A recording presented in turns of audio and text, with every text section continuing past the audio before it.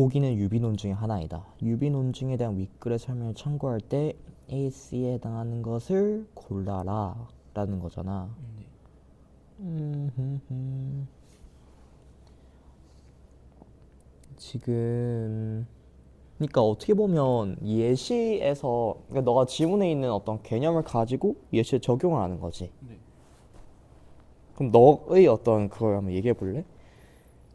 어 A가 실험 동물이고 B가 유사성이고 C가 그 실험 결과거든요. 지문인 A, C가. A가 실험 동물, 네. B가 유사성, C가 반응 결과.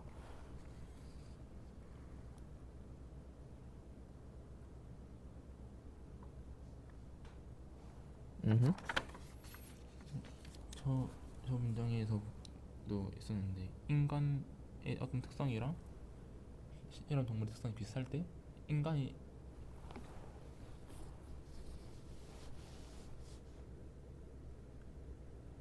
아, 그러니까 지금 몹시 사납고 물려는 버릇, 유사성, 반응 결과 유사성이 비슷하게 생긴. 비슷하게 생긴 거. B, C는 확실히 다 나가 맞는 것 같거든. 네. 지금 A가 뭔가 문제인 것 같은데. 방금 말하다가 깨달았어요. 너 깨달은 거면 얘기해봐. 왜 너는 틀렸고 뭐가 맞아? 제가 원래는 생각했던 게 사람이랑 실험 동물의 관계잖아요. 근데 실험 동물은 제가 생각했던 게 실험 동물은 인간의 특성을 실험 동물에게 적용시킨다고 생각했는데 그래서 저는 얘의 특성이 있으니까 얘가 어떻게 보면 지문에서 나왔던 걸로 따진 사람이고 실험 동물이다라고 생각했는데 사람과 실험 동물의 어떤 유사성이 있을 때 실험 동물을 통해서 추가적인 특성을 알아내서 사람도 그럴 거라고 예상하는 거라서 그치, 실험 동물이 더 추가적인 어떤 걸 가지고 있어야 돼요. 그래서 그치, 얘가 실험 동물이 돼야 될 것 같아요. 그치. 이런 게 그러니까 평가원이 되게 섬세한 처리를 요구한다는 걸 알 수가 있어. 그리고 이런 거는 너한테 굉장히 중요한 문제야. 이거는 꼭 스크랩 하면 좋을 것 같은데. 그러니까 표시해놓고 모아 이런 것도 있지. 그러니까 너처럼 좀 국어를 그래도 꽤 잘하는 애들은 이렇게 막 많이 안 틀려. 그러니까 엄청 많이 틀린 애들은 그냥 그만큼 그냥 내가 알려준 대로 그냥 다 정리를 하면 지가 그만 가져가는 건데 너희들은 사실 많이 맞춘 것도 많잖아. 근데 그럴 때일수록 이런 하나하나의 문제들이 너한테 중요하다라는 거야. 그치? 그래서 걔는 좀 표시를 해주고. 자,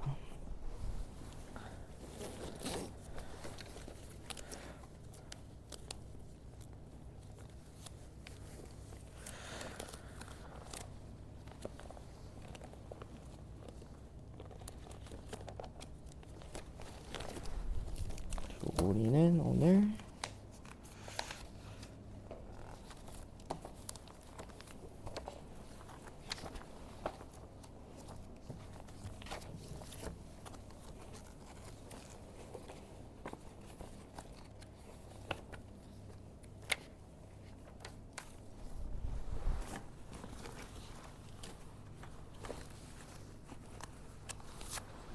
놀래라.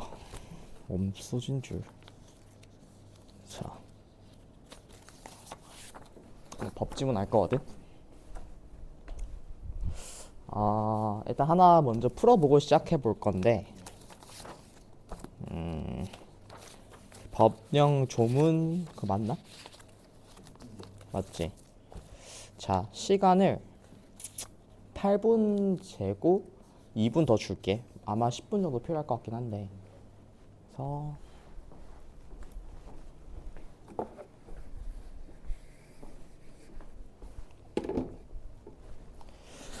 지금 잠시만.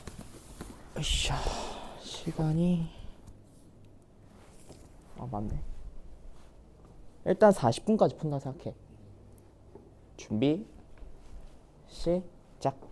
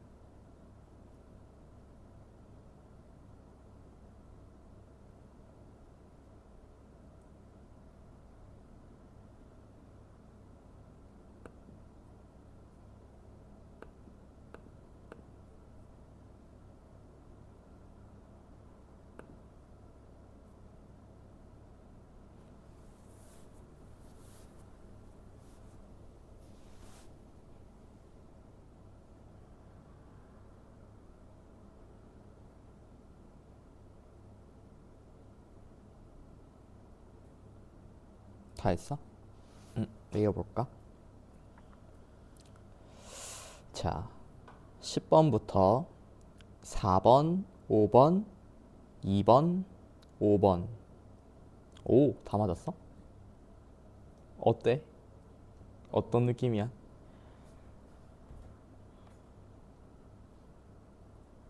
족밥? 아니 이건 아니 생각보다 할만해? 야, 그럼 니는 법도 진짜 재능이 좀 있는 거야. 좀 법을 잘할 재능이.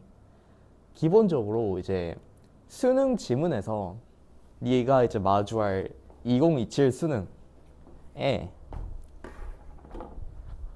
법이 나올 확률이 좀 크긴 한데, 그래서 법이 많이 출제되잖아? 그럼 기본적으로 전체 시험의 약간 난이도가 좀 올라가. 네가 체감하는 그 난이도가. 그래서 이제 법 지문을 그래도 좀 완벽하게는 아니어도 나 이 정도는 할 수 있어 라고 돼 있는 상태가 돼 있으면 좋거든. 근데 괜찮네. 자, 11번이 11번 혹시 헷갈린 선지 있을까? 3번. 근데 이게 저 3번 내용이 행정 관행에 대한 설명인가 그래서 행정 관행이랑 지랑 준치랑 같은 건가 했는데 많은 차이가 있을 것 같아서 오케이. 일단 이것도 좀 이따 얘기해 보자. 자, 우선 우리 이거 해설하기 전에 우리가 이제 1에서 4주차, 그러니까 1주차, 2주차 때는 비문학의 기본 접근에 대해서 얘기했었지. 그렇지? 기본 접근. 한 세 가지 정도 있었던 것 같은데, 뭐 정의된 개념의 처리, 정의된 개념의 처리 있었고, 그 다음에 화제랑 흐름, 그렇지? 화제랑 뭐 흐름에 대한 거 잡아주고, 그리고 또 있는 게 뭐 연결하면서 읽기 또는 예측하면서 읽기. 크게 보면 이 세 가지에 대한 내용이었던 것 같아. 근데 우리가 저번 주부터 이제 시작한 게 뭐냐면 기본 접근에 더해서 어떤 갈래별 또는 분야별 특수 접근에 대해서 얘기를 하고 있거든.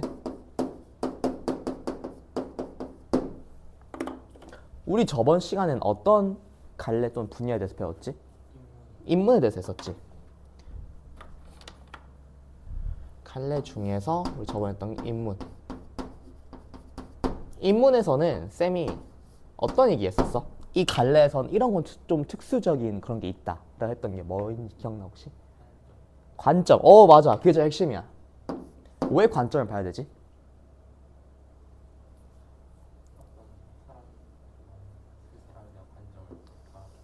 인문이잖아. 인문. 그렇지. 사람이 나온다고. 기본적으로 다른 분야의 글과 비교했을 때 제일 차이가 큰 게 무조건 어떤 사람이 보통 나와. 그 사람의 뭐 한 명이 두 명인지는 모르겠지만 그 사람을 기준으로 내용이 전개가 된다고. 그럼 이 사람이 나왔을 때 사람을 뭔가 정의된 개념이라 하긴 좀 그렇잖아. 그렇지?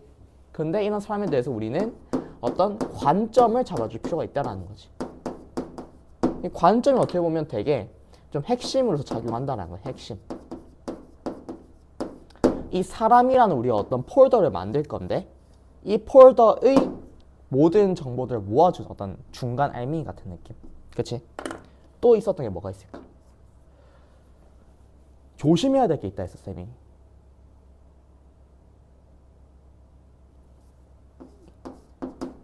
이해의 소용돌이에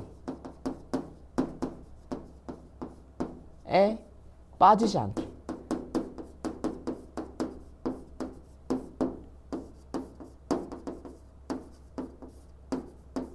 주의하자. 그치? 그러니까 기본적으로 인문은 뭐 예를 들어서 단적으로 비교했을 때 과학기술 지문을 비교해보면 제일 너가 느낌상 차이가 오는 건 뭐냐면 과학기술은 내가 많이 눈으로 보거나 아니면 이제 경험할 수 있는 것에 대한 얘기를 하지만 인문은 막 뭐 이상한 거에 대한 얘기를 막 한단 말이야. 막 저번 주에 보면 막 논리실증조랑 포퍼 막 이런 막 뭐 개념, 지식 막 이런 얘기를 하는데 솔직히 눈에 보이지 않잖아 지식은. 그치? 분명 약간 우리가 머릿속에서만 붙들고 있는 어떤 개념인데 그거에 대한 것만 가지고 한 페이지를 거의 차지하는 그런 글을 쓰니까 너무 힘들다라는 거지 우리한테. 근데 그런 거 있었을 때 더더욱 어떤 특정 파트들은 약간 이해 소용돌이에 나를 붙잡게 하는 애들이 있다고. 더더욱 이런 방금 내가 얘기한 이런 특징들이 부각되는 어떤 파트가 있는데 여기를 우리가 어떻게 하면 잘 처리할 수 있을까에 대해서 고민했던 것 같아. 그래서 일단 이 이해 소용돌이 파트는 나 혼자 들어있는 게 아니라는 걸 깨달으면 좋아. 오케이. 자, 이 바닷가가 있어. 이렇게 바닷가에서 바닷가에 네 혼자 이제 네가 만약에 고기잡이 하러 갔다 쳐. 굉장히 외롭지. 굉장히 외로운데 그나마 이제 너한테 위안이 된 건 뭐냐? 저기 멀리 보면 쥐똥 같은 이런 불빛들이 더 있단 말이야. 너처럼 함께 이제 요동치면서 이 외로운 바닷가, 외로운 수능이라는 이 바닷가에서 이제 항해를 하고 있는 친구들이 있어. 그러니까 너도 그래, 나 혼자 고통받고 있는 게 아니구나 라는 생각과 함께 너는 거기서 조금만 더 하나만 더 해주면 좋겠지. 결국 이 이해 소용돌이가 일단은 뭐 바로 이해되면 사실은 제 베스트지만 그게 아니니까 우리 표현하는 거잖아. 이걸 통해서 결국 하고 싶은 말이 뭐지? 그런 거 한번 생각해 보라고 했잖아. 그게 어떻게 보면 이 필자의 목소리를 좀 들어보는 건데 요 개념 자체는 너무 어려워. 근데 사실은 그 개념 자체는 중요한 게 아니야. 정의된 개념들 굉장히 너무 많고 다 외우기 어려워. 하지만 그건 재료일 뿐이고 내가 해야 되는 건 뭐야? 화제나 흐름에 따라서 그 재료들을 엮어주는 게 중요한 거야. 마찬가지라고. 이게 좀 어렵던데? 근데 이걸 통해서 어떤 얘기를 하고 싶은 걸까? 정도만 잡으면 네가 다른 부분들 읽는 데 있어서 큰 문제가 안 생겨. 근데 어떨 때 문제가 생기냐면 이렇게 글이 있어. 근데 너가 여기 소용돌이 구간에 만약에 붙잡히잖아? 붙잡히는 순간 어떤 애들이 있냐? 와씨 멘탈이 완전 나가버려. 그냥 끝까지가 다 이상하게 읽히는 거야. 그러니까 여기가 이해가 안 돼서 멘탈 나가버리니까 끝까지 멘탈 나가버리는 게 네가 수능에서 제일 피해야 되는 어떤 상황이야. 그렇지? 우리는 그거를 안 하기 위해서 지금 다 이런 얘기를 하는 거다. 그래서 말이 나온 김에 하나 더 있지. 이거랑 관련된 거. 인문일수록 더더욱 우리는 좀 화제에 집중할 필요가 있어. 뭔가 이렇게 와닿지 않는 거를 내가 적어도 어떻게 정의할 수 있는 파트가 된다고. 이 화제가 있으면. 그래서 모르겠으면 더더욱 이 화제라는 이 축을 너가 붙잡아 최대한. 이 바다에 휩쓸리지 않게. 니 이거 안 하잖아? 그러면 주변에서 막 하면서 막 바다에 떠밀려 다니는 애들 있을 거야. 걔들은 이거를 못 한 거야. 알겠지? 넌 바다에 떨어지지 않게. 알겠지? 그래서 이런 게 있었다. 이거는 저번 주에 했던 것들에 대한 복습이고. 자, 우리는 오늘 해야 될 거. 굉장히 이거는 오늘 네가 이 법이라는 거에 대해서 좀 잘 들어두면 너무 좋아. 쌤이 한번 진짜 요거에 대해서 해볼 수 있는 너한테 얘기해주면 좋을 만한 내용들 오늘 최대한 얘기를 다 해줄 거거든. 그러면 너가 이걸 바탕으로 앞으로 법쯤을 볼 때 다 쌤이 그때 법에 대해서 이런 얘기를 했었는데 이게 이런 건가? 같은 거를 약간 배경 지식으로 가지고 있는 상태에서 보면 훨씬 낫잖아. 그렇지? 그래서 그렇게 할 수 있게 쌤이 오늘 좀 법에 대해서 한번 쭉 정리해보는 시간을 가져볼게.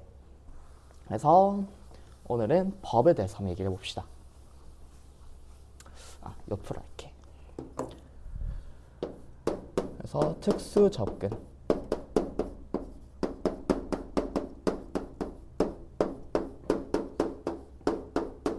법. 자, 법에 대한 얘기하기 전에 내가 한 가지 질문 던져볼게. 법이 뭐야, 혜성아?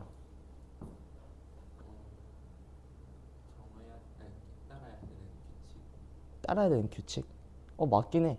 따라야 되는 규칙이지. 야, 이거 딱 중요한 거 다 얘기를 했네. 쌤이 이제 네이버 사전에서 법의 정의를 한번 찾아봤어. 법의 정의를 찾아보니까 법이란 뭐라고 하냐면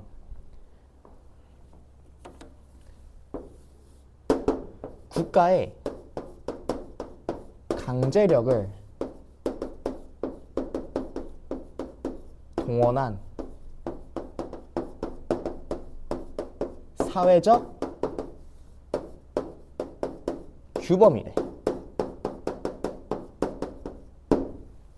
오케이.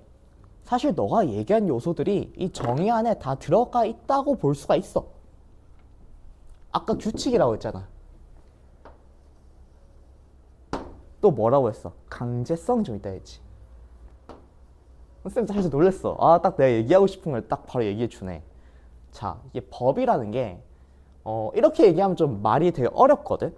근데 우리 쉽게 얘기를 해본다면 사회적 규범이란 거는 뭐야?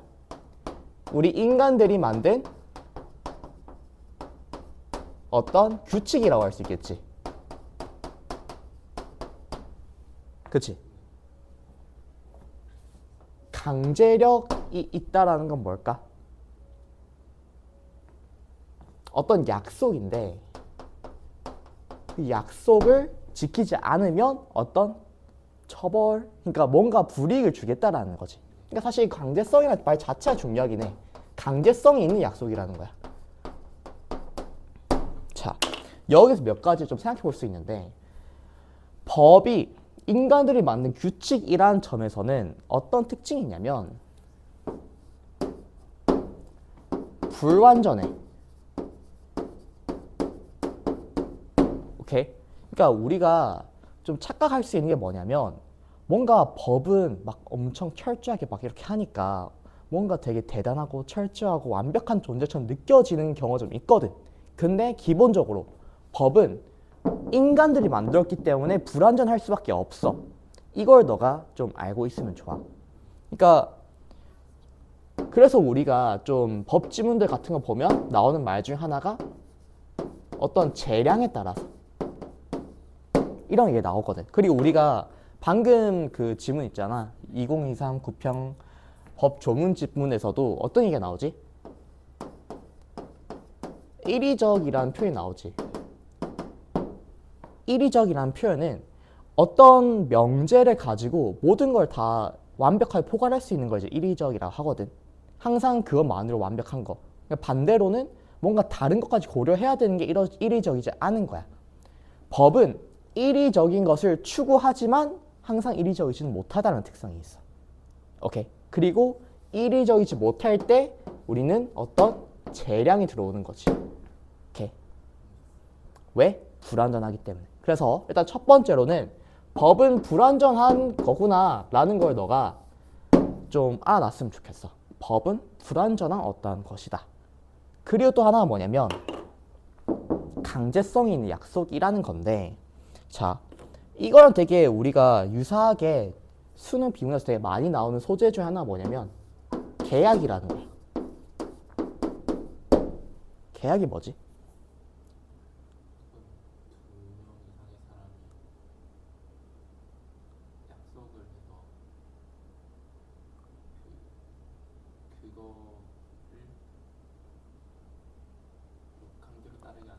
맞아. 너가 얘기한 것들 다 종합해서 쌤이 앞으로 계약은 뭐지? 라고 물어봤을 때 이렇게 대답을 했으면 좋겠어. 계약은 법적 약속입니다 라고 너가 대답하면 좋겠어. 앞으로 내가 계약이 뭔지를 물어본다면.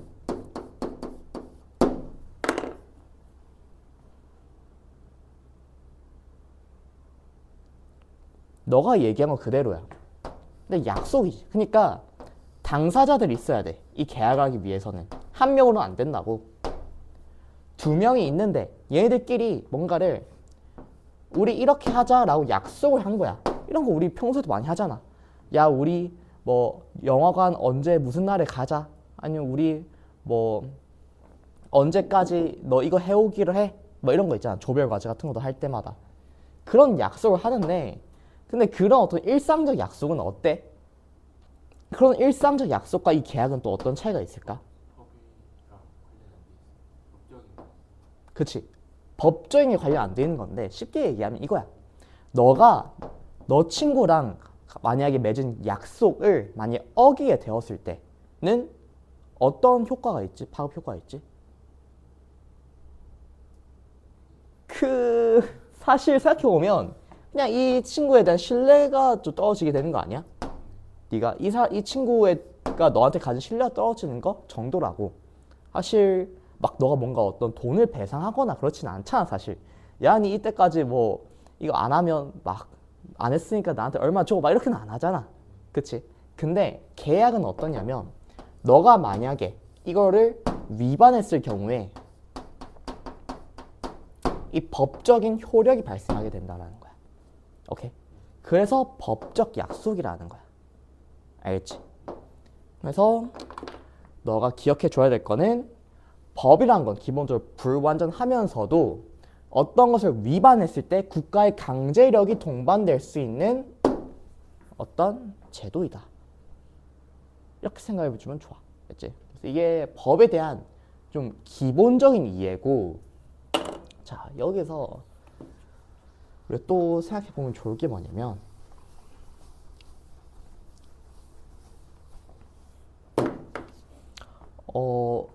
법은 어떻게 생기게 됐을까? 법은 왜 필요할까? 일단 얘기 좀 해보자.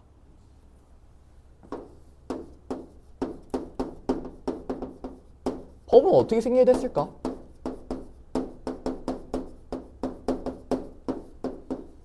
왜 필요하지?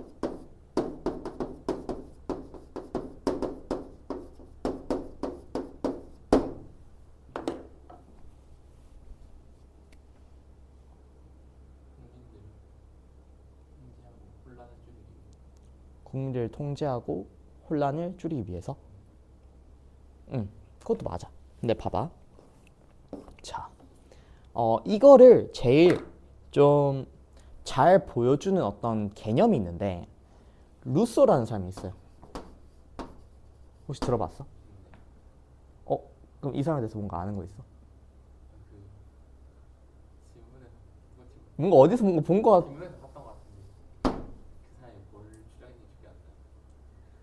이 사람은 그냥 뭐 철학가? 쉽게 얘기하면 철학가인데 어떤 사회 분야에 대해서 좀 많이 고민했던 사람이야. 이 사람이 내세웠던 어떤 이론이 뭐였냐면 사회계약설이라는 걸 이 사람 주장했어. 사회계약설 뭘까? 그치? 축자적 의미를 대입해보면 사회계약설 뭐지? 할 수 있는데 봐봐. 여기에서 어쨌든 계약이라는 건 약속이잖아. 계약의 당사자에 대해서 한번 생각해 볼 필요가 있어. 루소의 사회계약설에서 얘기하는 이 당사자는 누구냐면 한쪽은 우리와 같은 일반 개인이야. 그 나머지 한쪽이 뭐냐면 이 사회야. 그래서 여기에 생략된 건 뭐냐면 사회랑 개인이 계약을 하게 됐다. 그게 이 어떻게 보면 이론의 핵심이거든.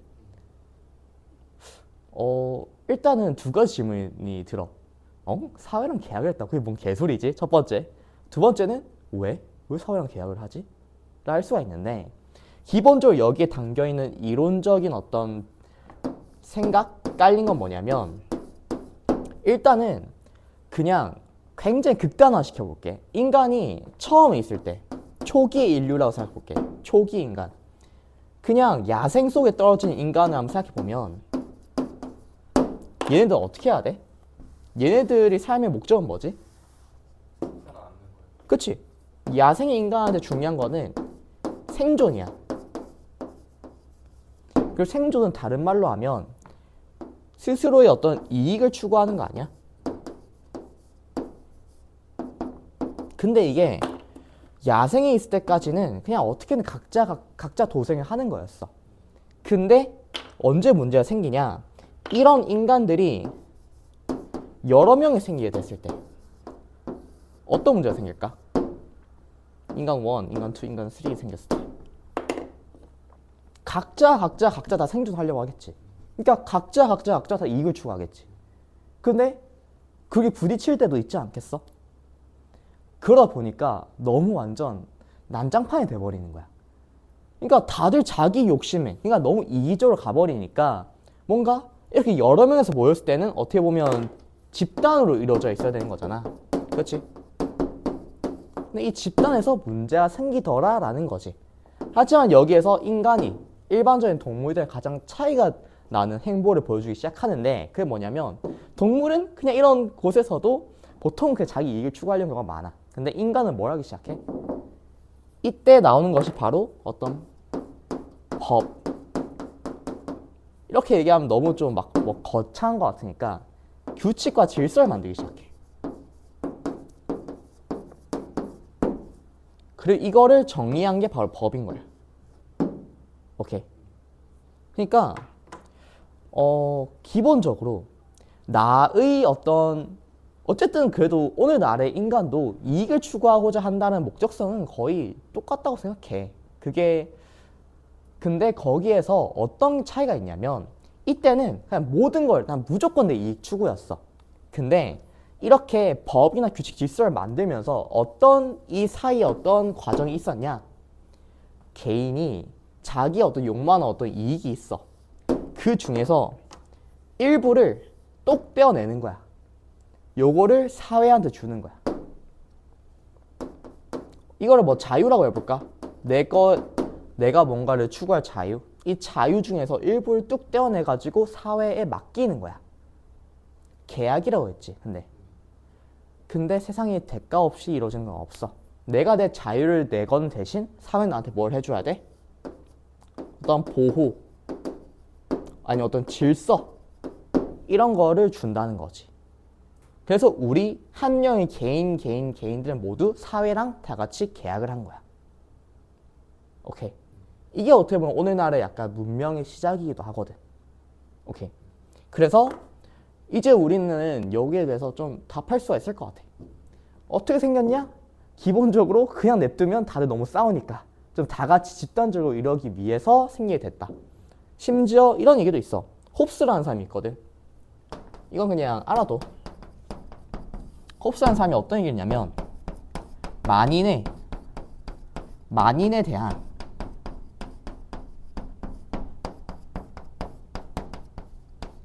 투쟁 상태.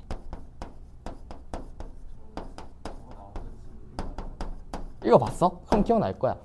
이게 어떻게 보면 기본적으로 인간의 원초적 상태라고 이 사람은 지었던 거야. 너무 투쟁을 하니까 문제가 너무 많이 생긴다는 거지. 그래서 이 사람도 비슷하게 어쨌든 사회랑 계약이 됐다라는 얘기를 한단 말이지. 오케이. 어쨌든 그래서 그냥 두면 너무 이적이고 자기 것만 추구하니까 이런 것들을 만들게 되었다. 그럼 왜 필요하지? 질서를 확립시켜가지고 모두가 동의하는 어떤 걸 만들어내는 거야. 오케이. 그래서 이런 것들 때문에 생겼지만 그래도 완벽하지는 않다. 오케이. 정도를 알아두면 좋아. 자, 그럼 이제 또 다른 한 가지 질문을 던져볼까?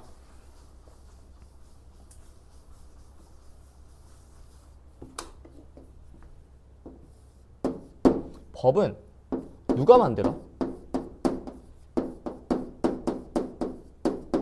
그리고 누가 적용하지?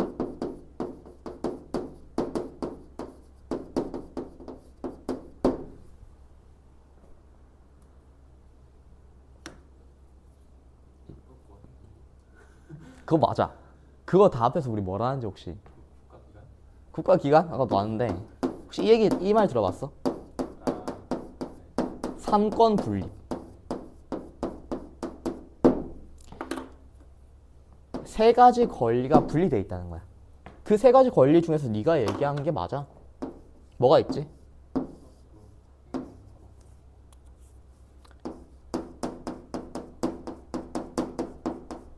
입법,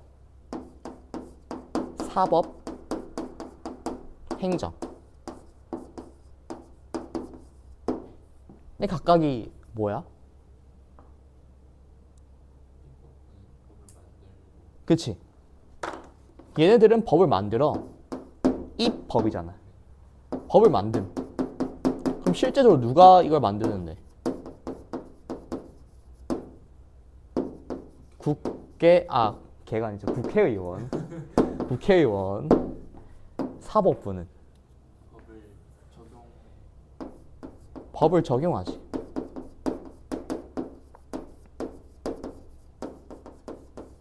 누가? 판사가. 행정부는.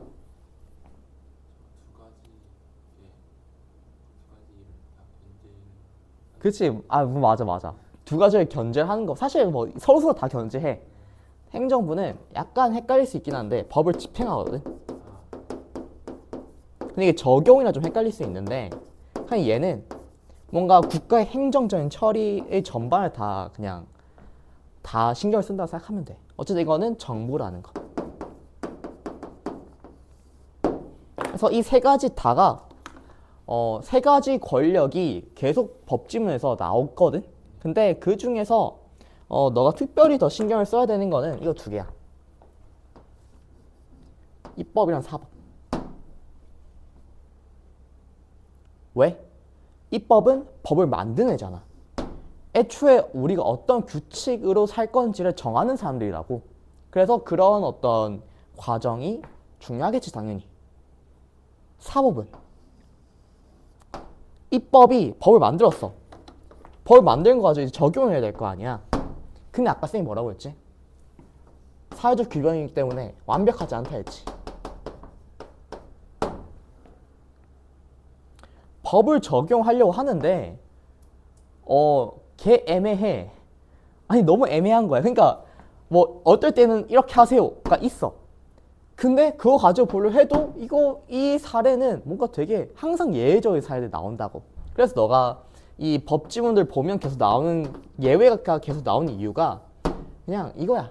법은 완벽하지 않아. 그러니까 사실 막 원칙 나오고 막 예외 겁나 계속 많이 나오면 너무 빡친단 말이야. 솔직히 읽는 사람 입장에서는 그걸 내가 다 정리를 해야 된다고 생각하니까. 근데 거기서 뭐 역시 법은 완벽하지 않으니까 이렇게 예외들이 생길 수 있지 정도 좀 너그럽게 받아들일 수 있는 그건 좋겠고. 그리고 이제 법이 있잖아. 그러면 내가 법을 약간 이런 상자 틀로써 한번 비유해 볼게. 이게 법이야. 근데 내가 여기다 어떤 걸 넣는 거야? 판사 입장에서는 어떤 사례, 추가적인 개별 사례를 여기 중에 어디에다 넣을지를 고민하는 거야. 오케이. 근데 막 이상한 애들이 있어. 막 여기 넣기도 좀 애매하고 여기 넣기도 애매하고 여기 넣기도 애매하고 그래. 이런 것들에 대해서 재량으로 판단하게 되는 경우도 많다라는 거지. 오케이. 여기에서 쌤이 이걸 굳이 얘기하는 이유는 뭐냐면 기본적으로 법은 이런 어떤 입법부가 만든 이 법 조문도 중요하지만 그만큼 중요한 게 개별 사례야. 왜? 법은 완벽하지 않고 기본적으로 입법되어 있는 걸로 충분히 커버가 안 되는 것들이 많거든.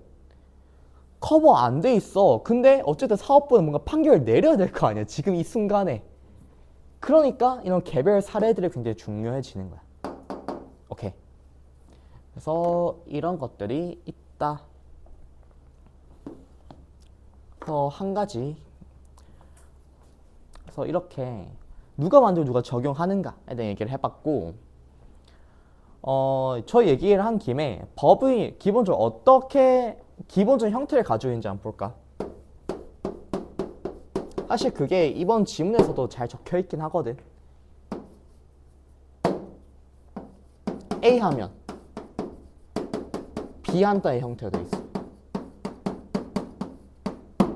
오케이. A가 뭐야? 요건. 이건 외워. 이거는 알아놔야 돼. 요건이고 B 한다가 효과. 오케이. 이런 형태로 이루어져 있다라는 거야. 근데 우리가 이제 좀 현실적인 수능에서의 법에 대해서 얘기를 해보자면, 수능 법지문에서 얘기를 해보자면, 자,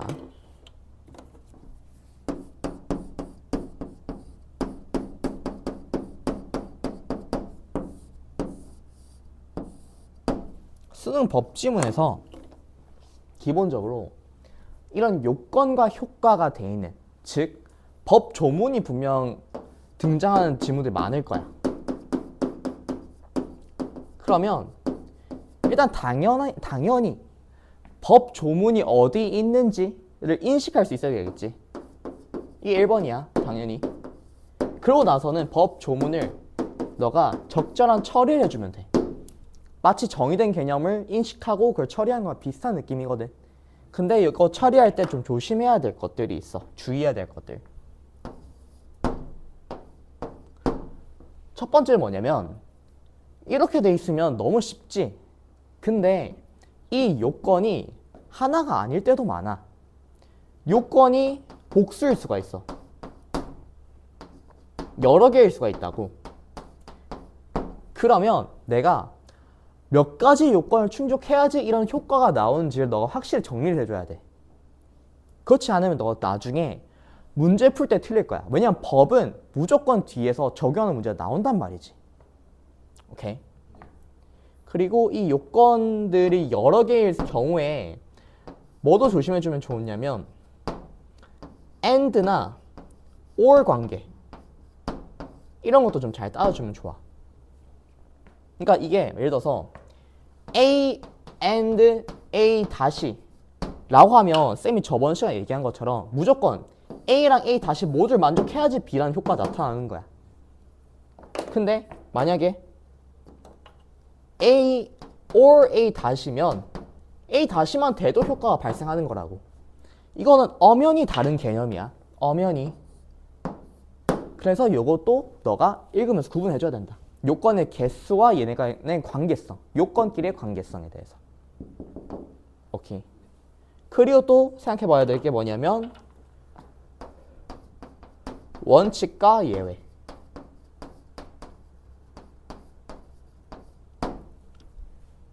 이거는 어떤 요건에 따라 이 효과 나온다 라는 것은 어떻게 보면 원칙에 해당한다 할 수 있지. 근데 항상 문제되는 게 이런 예외적인 게 추가적으로 나온다라는 거야. 이런 것도 확실히 너가 정리를 해줘야 돼. 알겠지? 근데 여기서 한 가지 팁을 더 주자면 예외는 보통 어떤 이유가 있는 경우가 좀 있어.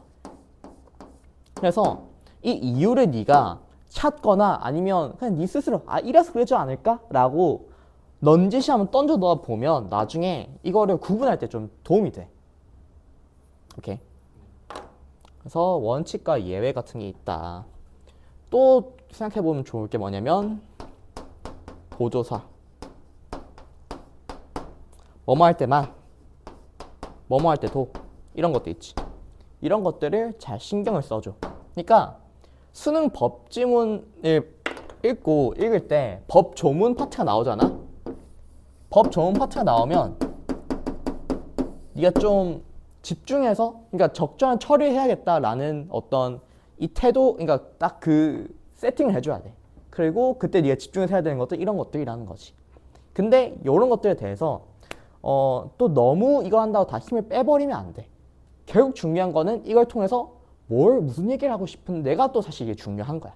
그러니까 쌤 추천하는 거는 일단은 지금 오늘 할 때는 이런 거 할 때 좀 요걸 다 신경을 쓰면서 좀 연습을 해.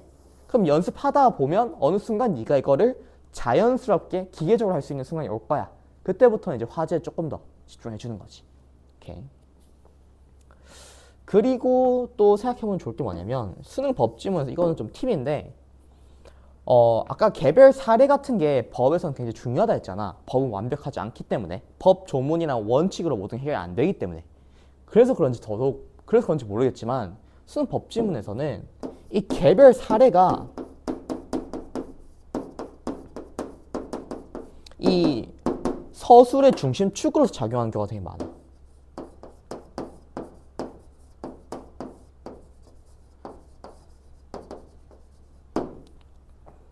다른 말로 화제라는 거겠지. 모든 지문이 그런 건 아닌데 만약에 어떤 개별 사례 하나가 넌지시 던져지잖아? 그러면 높은 확률로 그 개별 사례에 대해서 얘기를 하기 위해서 이것저것 법조문이 나오는 걸 수 있어. 그러니까 만약에 그런 형태의 글이라면 너는 개별 사례를 제일 핵심 축으로 두고 이거를 위해서 어떤 법조문, 이게 목적성이 되고 이게 수단이 되는 형태로 너 읽어주면 좋아.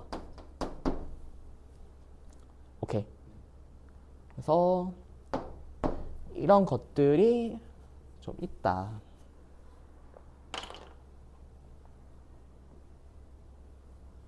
그래서 제일 크게는 그냥 이렇게 두 가지 파트에 있다고 생각하면 돼. 법 조문 파트. 이거. 이렇게 하는 파트가 있고 또 한편으로는 개별 사례에 대한 파트가 있다. 이게 어떻게 보면 제일 큰 특징이라 볼 수 있지. 오케이. 그래서 이런 것들을 바탕으로 우리는 좀 오늘 지문 한번 같이 보도록 할게.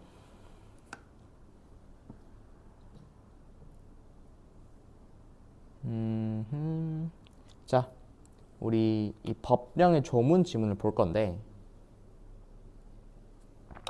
아 맞다, 얘 2024 수능이었지, 맞다. 내 현역 때 수능. 쉣. 자, 여기서 봤을 때 첫 문단을 한번 볼까? 첫 문단에서 보면 어떤 얘기하고 있어? 지금 법령의 조문은 대개 A에 해당하면 B를 해야 한다처럼 요건과 효과로 구성된 조건문으로 규정된다. 이 얘기 들었으면 당연하다라고 처리가 돼야 돼. 당연한 얘기 왜 하지? 하지만 그 요건이나 효과가 항상 일의적인 것은 아니다. 이건 어떻게 읽어주면 좋아? 왜 그렇지? 법은 완벽하지 않기 때문에. 그치? 그리고 여기에서 일의적 것은 아니다 정도만 좀 체크해주고, 법 조문에는 구체적 상황을 고려해야 그 상황에 맞는 진전 의미가 파악되는 불확정 개념이 사용될 수 있기 때문이다. 다 우리 지금 한 얘기들이 나오고 있어. 구체적 상황은 어떻게 우리 읽어주면 좋을까? 개별 사례를 고려해야 된다고. 불확정 개념이라는 어떤 개념이 정의되고 있어. 그치? 근데 이것도 뭐 대충 와닿지 않냐? 확정이 돼 있지 않은 개념. 그러니까 이런 게 어떤 게 있을까?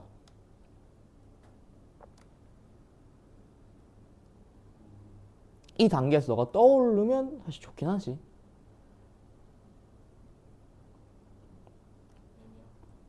그 애매함은 어디 있는 건데? 그 법 조문에 있는 거겠지. 법 조문의 어떤 표현 속에서 이런 불확정 개념이 있는 거 아니겠어? 정도만 생각해 주는 거야. 당연하다. 개인 간 법률 관계를 규율하는 민법에서 불확정 개념이 사용된 예로 손해배상 예정액이 부당히 과다한 경우에는 법원은 적당히 감액할 수 있다라는 조문을 둘 수 있다. 자, 여기서 일단 첫 번째 민법에 대한 얘기가 나오거든. 민법은 기본적으로 우리 약간 일상적인 것들에 대한 내용이라고 생각하면 돼. 우리 일반적으로 살아가면서 막 겪는 그런 것들 있지. 그런 것에 대한 게 민법이야. 근데 여기에서 불확정 개념이 사용된 예로 이걸 조문을 들었다라는 거는 여기에서 어떤 게 불확정 개념이 사용됐는지 한번 생각해 주면 좋은 거겠지. 찾아볼까? 부당히 과다한. 그치? 그러니까 이게 법이 생각보다 완벽하지가 않다고. 이런 식으로 부당히 과다? 부당이랑 과다의 그건 누가 정하는데? 적당히 감액? 적당히면 얼마나 적당히? 이런 것들이 불확정돼 있다고. 확정이 안 돼 있다고. 그래서 당연히 우린 여기서 그치, 정해져 있지 않기 때문에 이제 이 법을 집행하는 어떤 판사의 역할이 중요한 거고 그 사람의 재량이 들어갈 수 있겠다라는 생각을 함께 해주면 좋겠지. 그러니까 다음 문장이 너무 당연한 거야. 이때 법원은 요건과 효과를 재량으로 판단할 수 있다. 당연하죠. 손해배상 예정액은 위약금의 일종이며 계약 위반에 대한 제재인 위약벌도 위약금에 속한다. 위약금의 성격이 둘 중 무엇이 증명되지 못하면 손해배상 예정액으로 다뤄진다. 잠깐만. 쌤 여기서 살짝 좀 주의를 좀 기울였어. 그러니까 방금까지는 여기 앞에까지는 어떻게 보면 법이라는 거에 있어서 굉장히 쌤 입장에서는 좀 기본적인 내용들을 얘기하고 있는 것 같아. 근데 지금 어떤 걸 하고 있지? 어떤 개념들이 지금 구분되고 있는 것 같은데 괜찮아? 저거에 대해서 한번 정리해 볼까? 저거는 이제 우리가 기본 접근 맨날 하던 거 해주면 좋겠지. 자, 여기에서 이제 쌤이 방금 하나 얘기를 안 한 게 또 있는데 뭐냐면 법이라는 거는 기본적으로 인간이 만드는 언어잖아. 그치? 인간이 만드는 언어고 더더욱 가장 많은 개념이 있어요. 인간이 만드는 개념들이. 근데 이런 개념들이 인간이 만들어냈기 때문에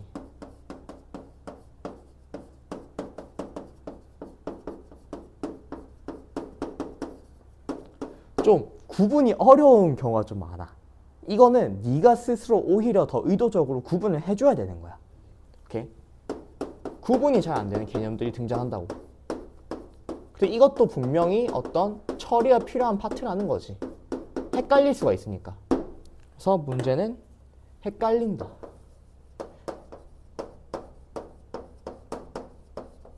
그래서 우리가 기본적으로 구분되는 개념 처리하는 거를 많이 했잖아. 근데 여기 법중 같은 경우는 조금 더 너가 신경을 써줄 필요가 있어. 지금 여기서 어떤 게 나오지?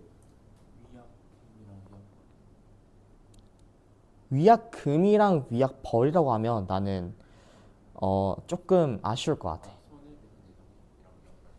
자, 확실히 구분되는 개념에 있어서는 너가 누구랑 누구를 내가 비교하고 있는지 확실히 잡아야 돼. 뭐랑 뭘 비교하고 있는 거지? 손해배상 예정액.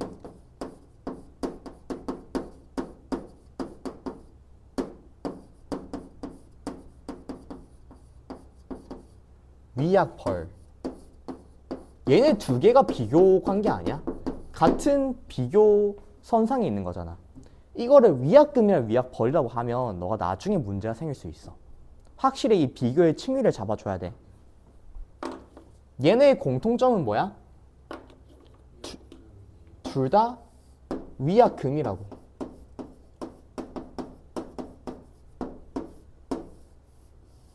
이런 게 되게 비슷하잖아, 이름들이. 이런 게 나중에 문제 풀 때 헷갈려. 이때 정리 제대로 안 하면. 이렇게 이 비교의 층위를 잡아주는 건 보통 앞에서 그냥 한 번 딱 해주거든. 그때 제대로 안 하면 나중에 문제가 생긴다라는 거. 확실히 해야 돼, 확실히. 자, 근데 여기서 내가 왜 굳이 조금 이제 봤냐면 나는 아까까지 사실 손해배상 예정이 앞에서 한번 나왔었어. 근데 이때는 난 그렇게 크게 중요하게 안 읽은 이유가 그냥 하나의 예시라고 봤거든. 뭐에 대한 예시? 불확정 개념에 대한 예시. 근데 지금 뭐 하고 있어? 얘네를 확실히 정의하고 있지. 어떻게 보면 구분하고 있는 거는 정의하고 있다고 볼 수도 있거든. 그러면 너가 이 필자의 메시지를 들어야지. 나 얘네들 중요하게 볼 거야. 나한테 중요한 재료들이야 라는 걸 너가 받아줘야 돼, 그 메시지를. 그러면 너가 개념들이니까 뭐 해볼 수 있겠어? 얘네 각각이 뭔지에 대해서 한번 생각해 볼 수 있겠지. 축자적 의미를 대입해 볼까? 손해배상 예정액. 뭔가 많이 담겨 있는 것 같은데, 이 단어 자체에서도 이미.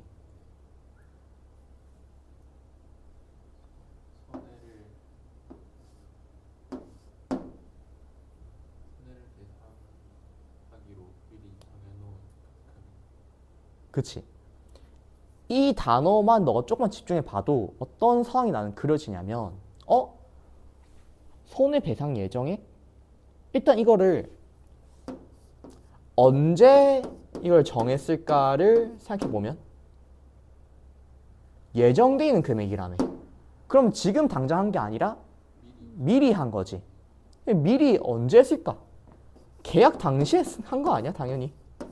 법적 약속이잖아, 계약이. 계약 당시에 무언가를 예정을 해 놓은 거야. 그치? 그래, 그 내용은 뭔데?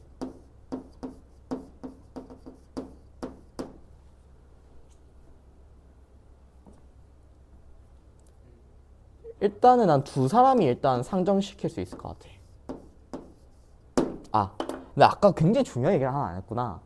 수능에서 법중이 나오면 굉장히 중요한 게 법적 주체를 무조건 정립해줘야 돼.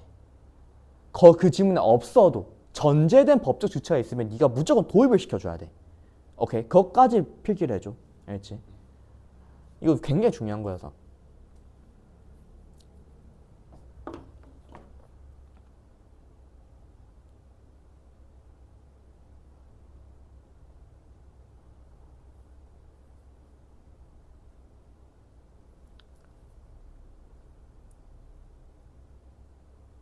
예를 들어서 A라는 사람이 있고 B라는 사람이 있어. 오케이.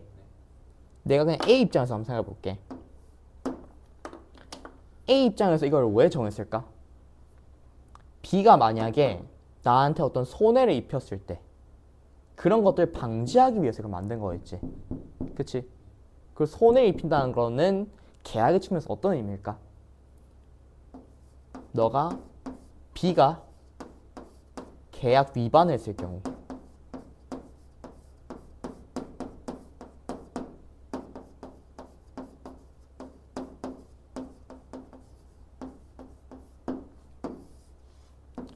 이거를 미리 상정한 거 아니야? 그치?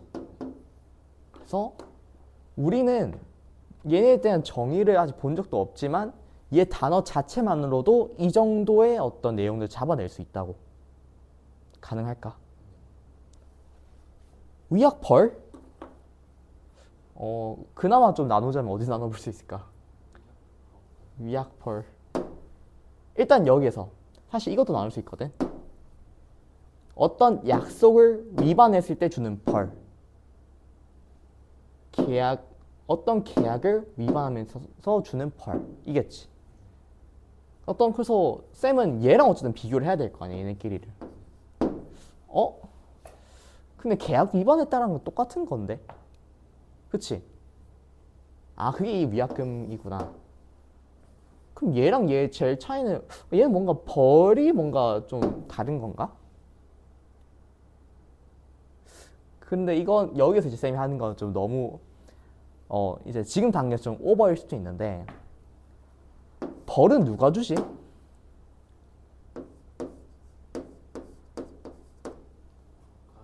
국가가 주지. 난 여기에서 굉장히 큰 차이점이 생긴다 생각해. 손해배상 예정액은 누구랑 누구 사이에서 정한 거야?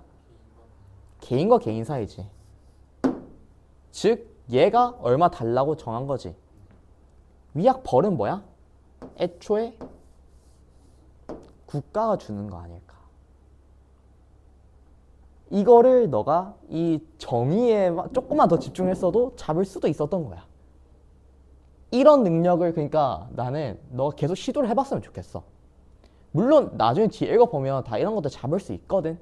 근데 이거를 네가 요거 하나하나에 집중한 연습을 하면 오히려 더 잘 잡을 수 있다고. 그리고 법준 같은 경우에는 이렇게 인간이 만들어낸 개념이기 때문에 헷갈리기도 하지만서도 또 우리한테 조금 도움이 되는 건 뭐냐? 인간이 만들어낸 개념이기 때문에 이 단어 자체 안에서도 이미 많은 힌트가 포함되는 경우가 많아. 그러니까 더더욱 법지문 같은 경우에는 축자적 의미를 더 적극적으로 쓰기를 권합니다. 오케이. 축자적 의미 적극적으로 쓰기.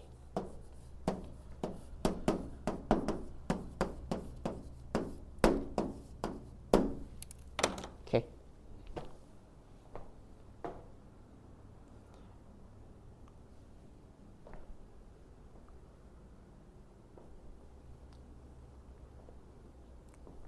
그리고 여기에서 우리가 이 1문단에서 또 한 가지 잡아오면 좋은 게 뭐냐면 일단 이렇게 나누고 있다는 거. 이렇게 어떤 비교의 계층이 있고 얘랑 얘가 비교된다. 얘가 상위 계층이고 하위 계층이다 정도랑 한 가지만 더 잡으면 될 것 같은 게 잘 보면 마지막 문장에 위약금의 성격이 둘 중 무엇인지 증명되지 못하면 손해배상 예정액으로 다뤄진다라고 돼 있지. 이 말 뜻에는 어떤 게 담겨 있냐? 난 이건 것 같아. 얘네가 뭔가 완벽한 그러니까 동일선상은 아닐 수도 있겠구나라는 느낌이 약간 드는 게 뭐냐면 일단 첫 번째로는 위약 벌이 되기 위해서는 이걸 증명해야 된다라는 거야.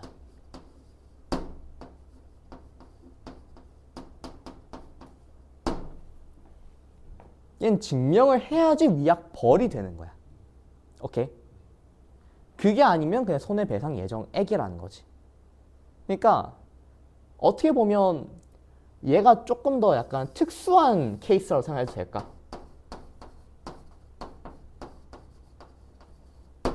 얘는 조금 더 보편적 케이스라고 생각해도 될까?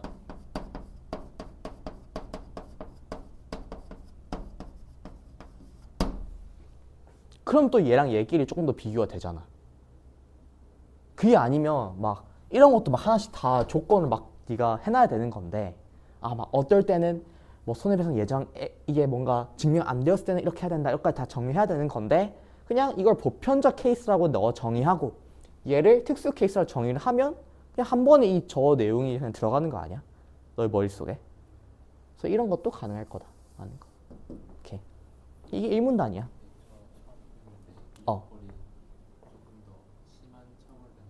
그런 좋아. 그런 게 되게 중요해. 그러니까 아 얘가 이런 의미가 이런 맥락적 의미가 있는 거 아닌가? 라는 거. 그런 생각을 좀 적극적으로 해줄 필요가 있어. 알겠지?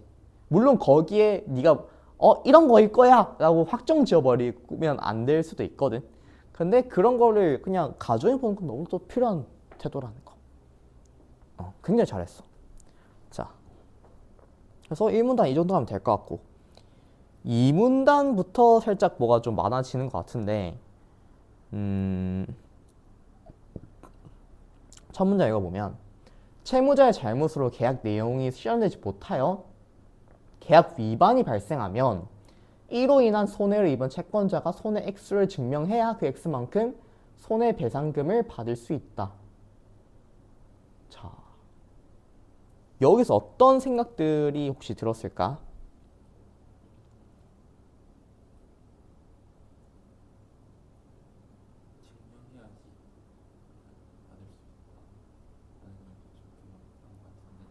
음,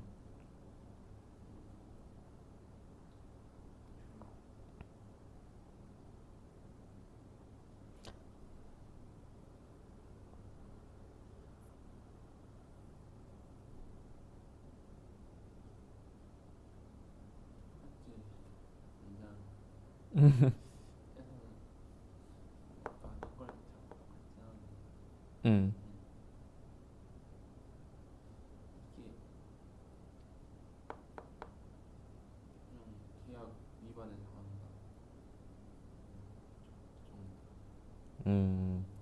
쌤은 어떤 생각이 먼저 들었냐면 뭐 계약 위반 아니면 손해배상금 이런 거 다 좋은데 그 전에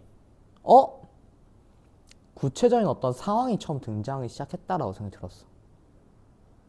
왜? 방금까지는 그냥 정의만 했잖아. 어떻게 보면 정의로만 이루어져 있었는데 이제는 진짜로 뭔가 이 필자가 얘기하고 싶은 어떤 상황에 대한 얘기가 나오고 있는 것 같지 않아?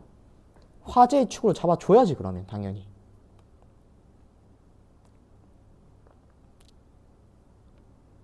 그리고 나는 이 시점에서 어디에 또 다시 한 번 더 시선이 올라갈 것 같냐면 여기 파트.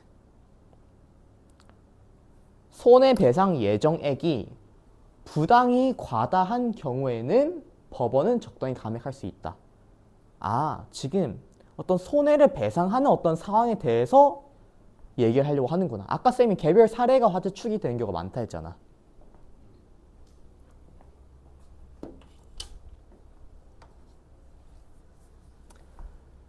그러니까 지금 화제는 손해배상이 필요한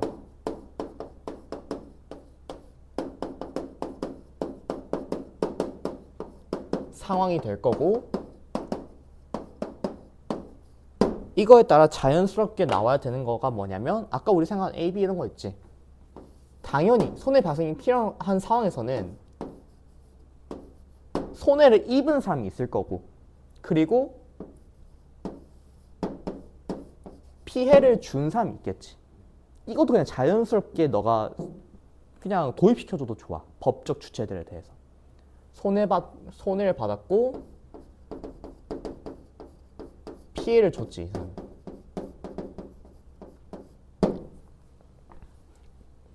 이렇게 할까? 자,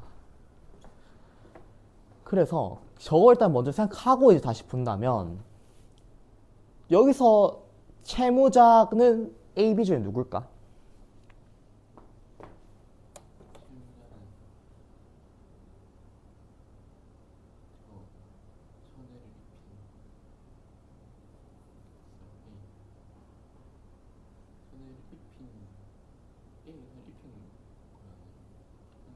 A가 손해를 저렇게 하면 좀 애매하구나.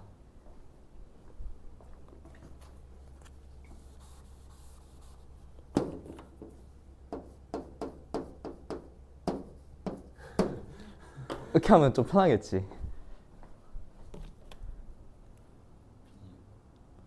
얘가 B지. 그러니까 잘못을 한 애가 B잖아. 그러니까 여기에서 채무자가 B다 라고 생각해 주는 거지. B의 잘못으로 계약 내용이 실현되지 못하여 계약 위반이 발생하면 이로 인해 손해를 입은 채권자가 손해액수를 증명해야 그 액수만큼 손해배상금을 받을 수 있다 라는 이 문장에서 어떤 정보를 처리하기 전에 애초에 이거는 어떤 법적 주체의 입장에서 서술된 글일지를 먼저 생각해보는 것도 괜찮아. 나는 이게 A의 입장을 조금 더 맞춰서 읽을 수 있을 것 같거든. 내가 손해를 입었어. 그러면 A가 뭘 해야 될지를 알려주는 어떤 문제인 것 같아. 그렇지? 그래서 손해를 입었으면 뭘 해야 된다? 손해액수를 증명해야 된다 라는 거고, 여기서 너도 모르는 사이에 슬기며시 뭔가 정의된 게 하나 있어. 손해배상금이란 어떤 개념이 정의가 됐거든.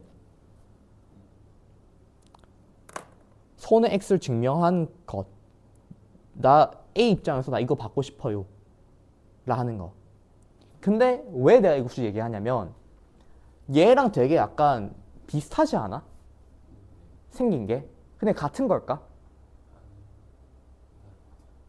그런 게 뭐 같을 수도 있지. 하지만 너가 먼저 혹시 내 앞에서 정의된 개념 얘랑 다른 애는 아닌가를 먼저 한번 질문을 던져볼 필요가 있다고.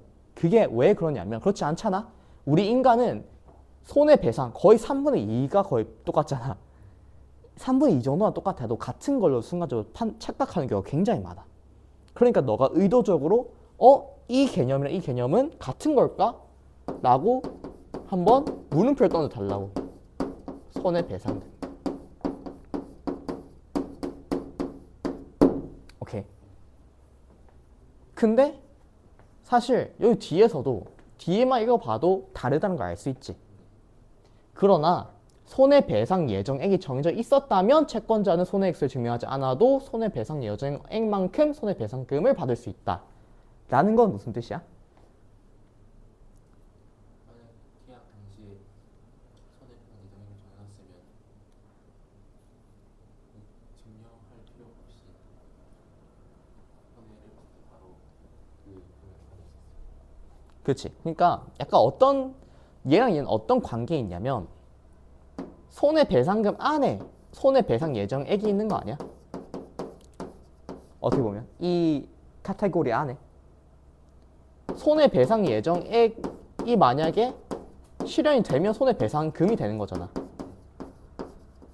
그래서 일단 얘랑 얘는 다른 거긴 하다라는 거지. 왜? 손해배상 예정액이 없어도 손해배상금은 성립할 수 있거든. 그래서 나는 손해배상금을 그냥 간단하게 어떻게 정의를 해줄 거 같냐면 결국 A 입장에서 받는 돈 이렇게 생각할 것 같은데, 손해배상 예정액은 미리 정해놓은 거.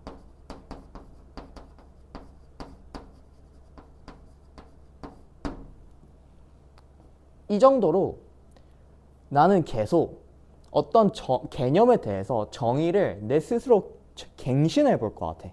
나한테 더 편한 방식으로. 오케이. 이런 게 좀 필요해. 어쨌든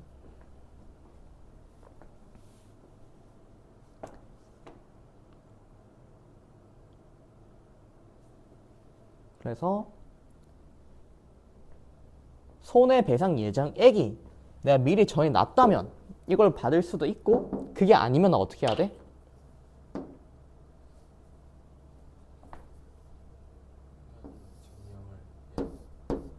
이게 안 돼 있으면 증명을 해야 된다는 거지. 오케이.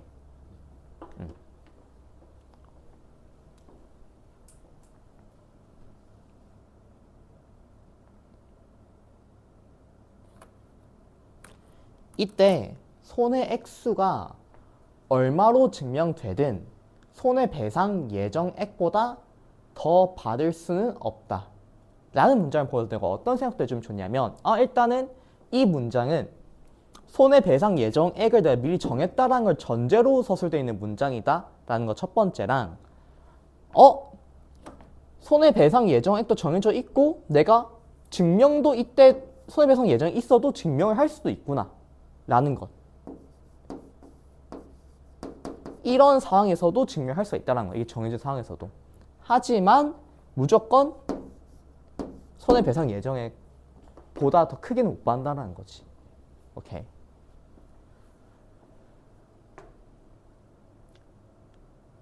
한편 위약벌임이 증명되면 채권자는 위약벌에 해당하는 위약금을 받을 수 있고 손해배상 예정액과는 달리 법원이 감액할 수 없다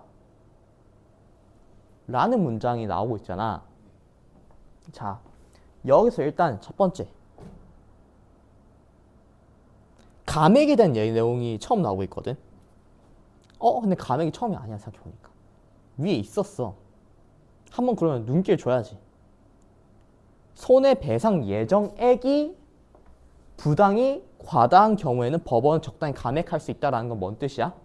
여기서 또 이제 다시 새롭게 뭔가 또 이해가 된다.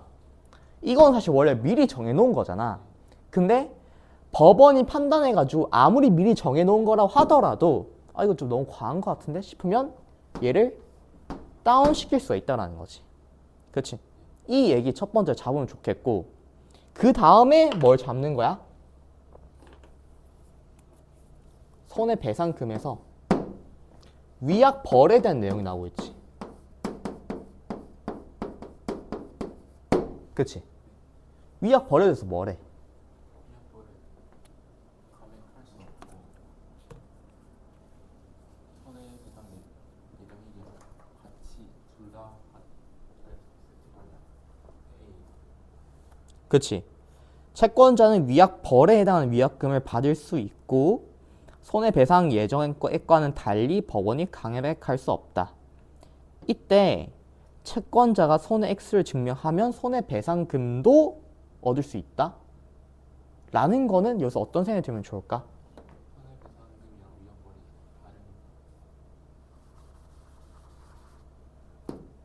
다른 얘는 기본으로 다른 거야.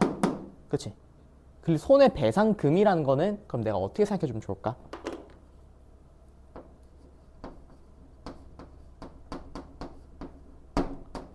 내가 뭔가 증명해서 얻어내는 돈인 거지. 그치? 위약벌이나 손해배상금은 나는 동일선상에서 볼 거야.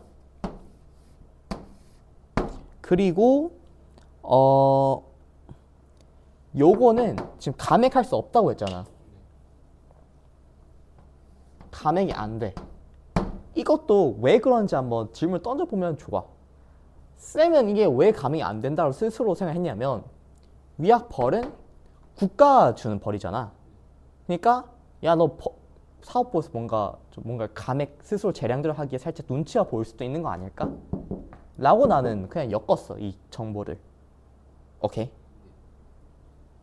그래서 내가 뭔가 증명하는 거랑 이 위약벌 함께 다 받을 수도 있다는 거지. 오케이. 그래서 지금 크게 이 세 가지에 대해서 얘기를 하고 있다 라고 생각하면 좋을 것 같아. 알지? 그래서 쌤이라면 이 문단을 읽고 나서 딱 요 세 가지에 대한 개념이 내 머릿속에 남을 것 같아. 한 번씩 되면 정리해준다 했잖아. 한 문단 읽고 나서.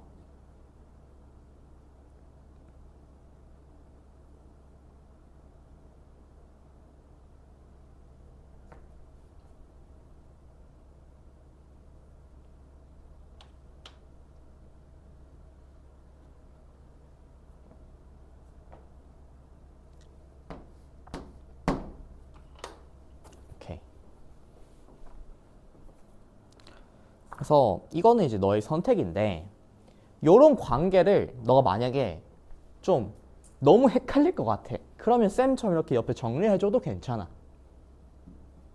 아니면 쌤 저렇게 정리 너무 시간 오래 걸릴 것 같아요 라고 한다면 그냥 여기 파트를 그냥 딱 표시를 해놔. 그냥 그 지문 위에다가 나중에 이 얘기 나오면 여기 와야겠다. 대신에 이 정도는 할 수 있어야 되겠지. 손해배상금, 손해배상예정액, 위약벌. 내가 이 세 가지를 구분해서 판단해야겠다라는 처리 정도는 너가 읽으면서 했어야 되는 거야. 오케이. 그리고 뭐 쌤 같은 경우에는 그냥 이거를 지문 위에 어떻게든 어떤 방식으로는 표현을 해보려고 하거든. 그래서 뭐 굳이 이거를 지문 위에다 표현해보자면 그냥 팁이야. 손해배상금, 그 다음에 손해배상예정액. 오 마이 갓. 그리고 위약금, 위약벌. 이렇게 있을 때 손해배상금은 나는 뭐랑 묶어줄 것 같냐면 증명이랑 이렇게 묶어줄 것 같아. 그리고 손해배상 예정액에 대해서는 옆에 미리 이렇게 적어줄 것 같아. 미리.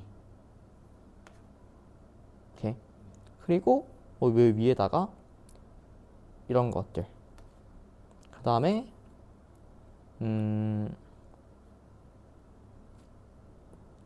이렇게 정도. 그냥 뭐 얘네 두 개 다 받을 수도 있다 라는 느낌으로. 근데 이건 진짜 너의 입맛에 맞게 하면 돼. 근데 대신 이렇게 할 거면 너무 뭔가 지문에 원래 표시가 너무 많으면 안 되겠지. 쌤 같은 경우에는 이런 파트가 있으면 그냥 좀 잠시 고민을 해. 얘네가 어떤 관계에 있는 걸까를. 뭔가 무작정 손을 대기보다는. 그러고 나서 중요한 어떤 재료들, 개념들을 표시를 해. 그리고 나서 이 지문 위에다가 얘네들의 필요한 관계성을 여기 위에다 적어주는 거야. 그럼 난 제일 깔끔하더라고. 근데 난 막 예전에는 그렇게 했었거든. 막 이런 파트, 정의된 기능 파트 나오면 막 뭐든지 다 막 괄호치고 막 어떻게 막 이것저것 다 했는데 그게 나중에 돌아와서 내가 판단할 때 그렇게 막 도움이 되는 것 같은 느낌은 또 안 들어. 그래서 나는 결론적으로는 이런 방식을 택하긴 했어. 이건 어쨌든 네가 스스로 한번 연습을 해봐야 되는 부분이야. 그러니까 오늘 집 가서 이 문단을 내가 어떻게 하면 가장 나한테 잘 맞게 처리할 수 있을까를 해봤으면 좋겠어. 그렇지? 그래서 이 문단 한번 막 크게 박스 한번 쳐볼래? 뭐 표시를 어떻게나 해봐. 여기를.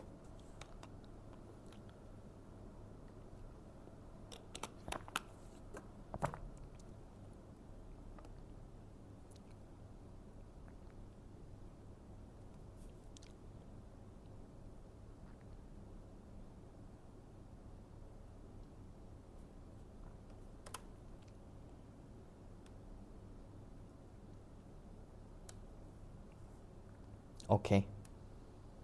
자, 그러고 나서 이제 3문단을 보려고 하는데 첫 문제 읽어볼게. 불확정 개념은 행정법령에도 사용된다. 여기서 어떤 생각하면 좋을까?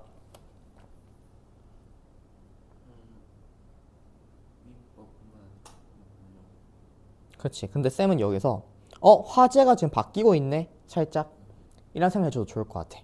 이렇게 화제가 바뀌고 있을 때 앞에 화제까지를 한번 묶어주면서 이거 대충 어떤 내용이었지? 정리해주고 앞으로는 이런 내용이 나오겠다를 예측해보고 정리와 예측 둘 다 필요하거든. 앞에 걸 정리해보면 앞에 화제는 그런 것 같아. 일상적 상황에서 어떤 손해배상이 필요한 어떤 상황에 대해서 얘기를 하고 있었지. 그치? 근데 지금부터는 어때? 뭔가 행정법령, 정부 막 이런 거에 대한 얘기를 하려고 하나? 또 새로운 내용이 나온가 보네. 근데 여기에서도 또 어떤 생각? 그치, 이 행정법령도 어쨌든 완벽하지 않겠구나 라는 생각까지 하고 보니까 행정법령은 행정청이 구체적 사실에 대해 행하는 법 집행인 행정작용을 규율한다. 자, 여기에서 막 행정청 똥을 치고 막 법 집행, 행정작용 막 정의 막 좋은데 생각해보면 당연한 얘기 아니야? 행정법령이니까 당연히 행정작용을 규율하겠지. 그치? 그리고 행정청이 구체적 사실에 대해서 행하는 법 집행이 당연히 행정작용이겠지. 당연한 얘기는 너무 힘 빼지 맙시다 우리. 그래서 어쩌라고를 보니까 법령상 요건이 충족되면 그 효과로서 행정청이 반드시 해야 하는 특정 내용의 행정작용은 기속행위이다. 반면 쭈르륵 재량행위이다. 기속행위랑 재량행위라는 거를 구분하고 있네 지금.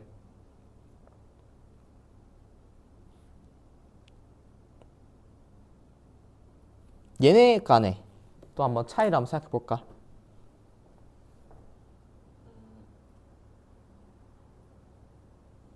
기속행위는 좀 일률적인 거. 그치. 그 표현 방향은 너무 좋아. 일의적인 거지, 얘네는. 그치. 그러니까 요건이 충족되면 반드시, 이 반드시가 중요한 거야. 기속이 원래 이런 거 반드시랑 관련된 단어고, 반면 재량행위가 난 좀 중요할 것 같은데. 둘 다 사실 같은 층의 개념이야. 근데 우리는 같은 재료여도 화제에 따라서 더 중요성이 달라질 수 있다 했지. 근데 화제가 뭐였어? 불확정 개념에서 대해서 얘기를 해보자고 했잖아. 그럼 당연히 이 얘기를 하고 싶었던 거 아닐까? 재량행위에 대한 얘기를 하고 싶었던 거 아닐까? 그러니까 나는 둘 다 같은 비교 선상이 있는 애지만 여기 조금 더 집중해 볼 것 같다고. 뭔 느낌인지 알겠어? 이게 힘 조절이야. 오케이. 그리고 재량행위를 보니까 법령상 요건이 충족되더라도 그 효과인 행정작용의 구체적 내용을 고를 수 있는 재량이 행정청에 주어져 있을 때 이러한 재량 행사하는 행정작용은 재량행위라고 한다. 사실 이거는 당연한 얘기고 뒤에는. 그치? 그러니까 여기서 중요한 게 뭐야? 요건이 충족돼도 선택할 수가 있다고. 내 마음대로 할 수 있다고. 그래서 나는 여기서 오히려 반대로 이 출제자 입장에서는 이렇게 될 수도 있을 것 같아. 재량행위는 요건을 충족하지 않아도 할 수 있는 행위다. 이렇게 하면 틀린 거지. 이런 것도 그래서 나는 일부 또 그래도 체크를 해주거든. 그래도 이거 기본적으로 이건 돼야 된다라는 거. 뭔 느낌인지 알겠지? 자, 마지막. 행정청은 재량으로 재량 행사의 기준을 명확히 정할 수 있는데 이 기준을 재량 준칙이라고 한다. 자, 여기서 재량 막 겁나 막 그러는데 중요한 건 뭐야?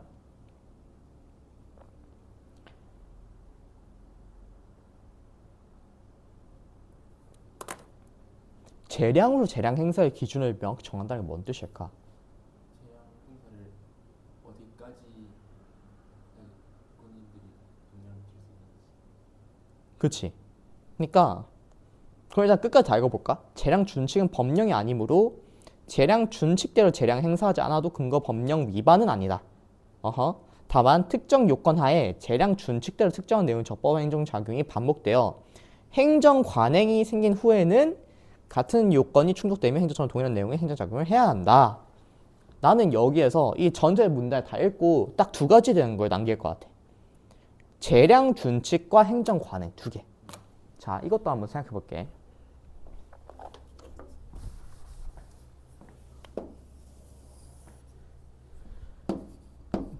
재량 준칙과 행정 관행 두 가지 개념에 대한 얘기를 하고 있어. 마지막 문단에 대해서. 마지막 문단에서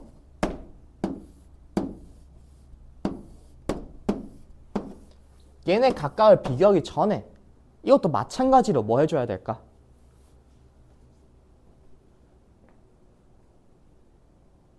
뭐 해주면 좋아?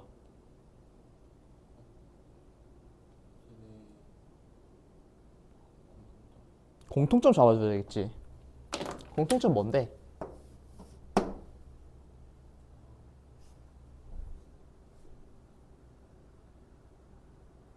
어떤 행정 작용에 대한 거 아니야?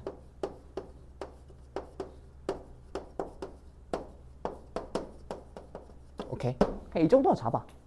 그러니까 내가 공통점을 잡으라는 게 그 공통점에 대한 게 명확히 뭔가 크게 서술이 안 돼 있을 수도 있어. 하지만 그럼에도 불구하고 잡아보는 것 자체가 중요하다고.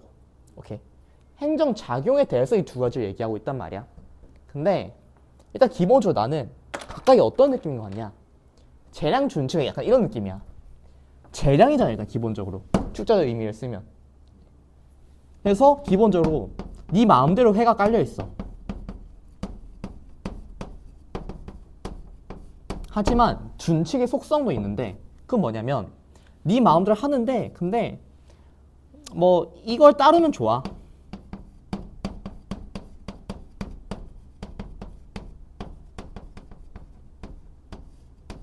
나는 이때 어떤 게 약간 떠올랐냐면 이런 거야.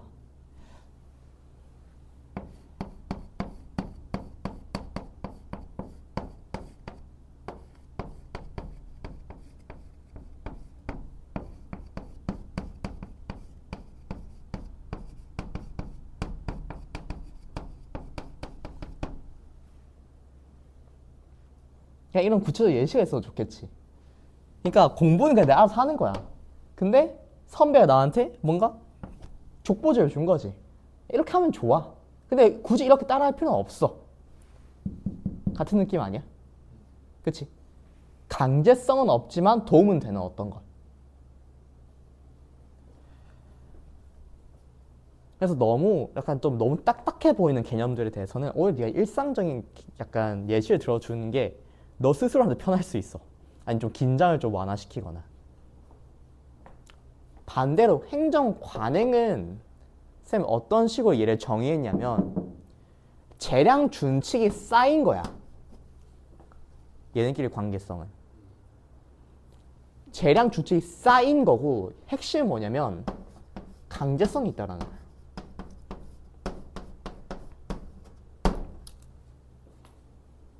오케이. 강제성이 생겼다라는 거지. 그러니까 얘네는 그냥 어떤 비교 선상 같은 층위의 비교된 개념일 뿐만 아니라 어떻게 보면 이런 선후 관계이기도 한다는 거야. 재량 준칙이 일단 먼저 있고 얘네들이 쌓이고 나서 행정 관행이 생기게 되는 거라고.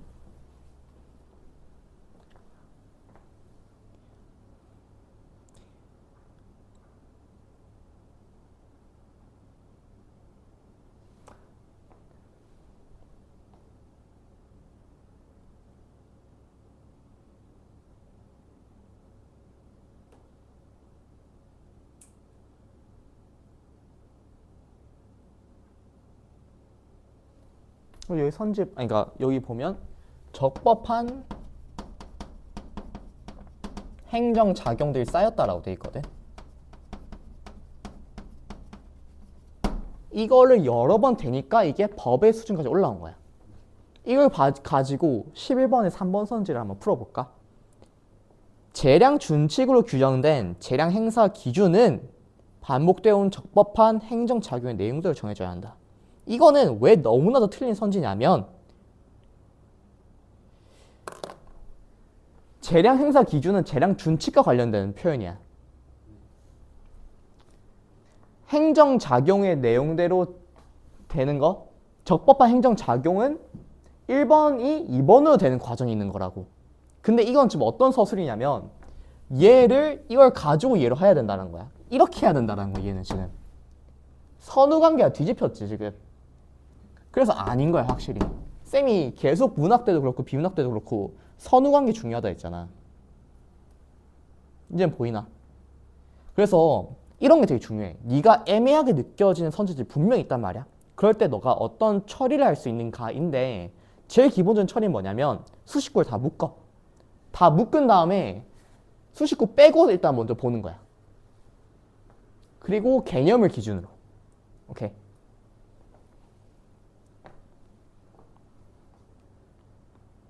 그래서 3번은 확실히 답이 아니다.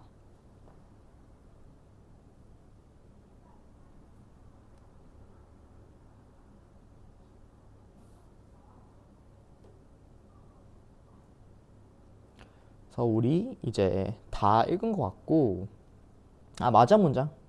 행정관의 생기 후에는 같은 요건이 충족되면 행정청은 동일한 내용의 행정작용을 해야 한다. 행정청은 평등 원칙을 지켜야 하기 때문이다. 평등 원칙, 이거 이유고. 그래서 이런 식으로 같은 비교 선상이 있다고 할 수 있지만 선후 관계에 있는 이런 개념들은 난 특별히 어떤 것 같이 하냐면 다른 거잖아요, 기본적으로. 그러니까 어디까지가 이 재량 준칙까지의 어떤 범주인지, 어디까지 행정 관행의 범주인지, 그거에 대해서 확실히 구분해 주려고 해, 나는. 그러니까 여기에 담겨있는 어떤 문단에 여러 표현들이 더 있겠지. 그런 표현들도 이거에 맞춰서 구분해 주는 거야. 이 표현은 여기 들어가야 되는 거, 이 표현은 그 다음에 나오는 거, 이런 것도 있잖아. 기본적으로 평가원은 구분되는 걸 바탕으로 물어볼 수밖에 없어. 많은 것들을. 그래야지 확실히 뭔가 물어볼 수가 있잖아. 그치? 자, 빠르게 선지 판단해 볼게. 1번, 10번, 1번. 법령의 요건과 효과에는 모두 불확정 개념이 사용될 수 있다. 일단 불확정 개념 사용되는 게 맞고, 요건과 효과 둘 다인가? 해서 한번 봤을 때 예시에서 아까 우리 저 한번 생각해봤으면 사실 이건 너무 당연한 거야. 근데 누군가는 저 만약 생각 안 해봤으면 또 다시 찾아봐야 되는 거기도 한단 말이지. 2번, 법원은 불확정 개념이 사용된 법령을 적용할 때 재량 행사할 수 있다. 그렇지. 불확정적이니까 거기에 어떤 여유가 생기는 거고 법업, 사법부가 들어올 어떤 재량이 생기는 거지. 3번, 불확정 개념이 사용된 법령의 진정 의미를 이해하려면 구체적 상황을 고려해야 된다. 이거 사실 우리 그냥 상식으로 해결할 수 있지. 그렇지?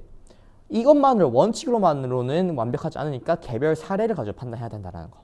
4번, 불확정 개념이 사용된 행정법령에 근거한 행정자격은 재량행위인 경우보다 기속행위인 경우가 많다? 애초에 불확정 개념은 재량행위랑 관련된 거 아니야? 그치? 5번, 불확정 개념은 행정청이 행하는 법집행 작용을 규율하는 법령과 개인 간의 계약 관계를 규율하는 법률에 모두 사용된다. 행정청이 행하는 법집행 작용을 규율하는 법령, 행정법령. 개인 간의 계약 관계를 규율하는 법령, 법률, 민법. 이렇게 읽어주면 좋을 것 같아. 자, 11번은 1번, 재량 준칙은 법령이 아니기 때문에 일의적이지 않은 개념으로 규정된다.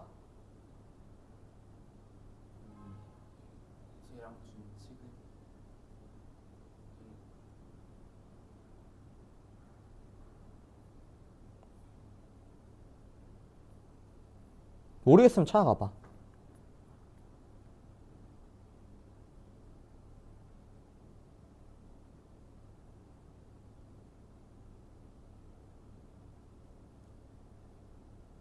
법령이 아닌 건 맞아? 그러면 일의적이지 않은 개념으로 라는 걸 봤을 때 재량 준칙이지.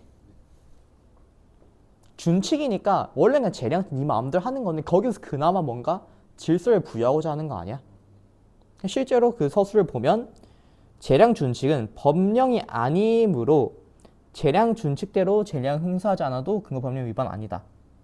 그거 말고 재량 준칙의 정의를 보면 재량으로 재량 행사의 기준을 명확히 정할 수 있다 했잖아. 재량 행사의 기준을 명확히 정하려고 하면 일의적인 개념으로 써야 돼? 아니면 일의적이지 않은 개념으로 써야 돼? 일의적이어야 되지. 그러니까 이게 아닌 거야. 이런 것도 확실히 판단. 2번, 재량 준칙으로 정해진 내용대로 재량 행사하는 행정작용은 기속행위이다. 뭔가 정해진 내용대로라는 어떤 이 표현에 약간 꽂히면 기속행위 그냥 맞다 하고 넘어갈 수도 있을 것 같은데 애초에 재량이란 말이 여기 쓰면 둘이가 같이 있을 수는 없는 개념이지. 3번 아까 아닌 거 했고. 4번, 재량 준칙이 정해져야 행정청은 특정 요건 하에 행정작용의 구체적 내용을 선택할 수 있는 재량을 행성할 수 있다.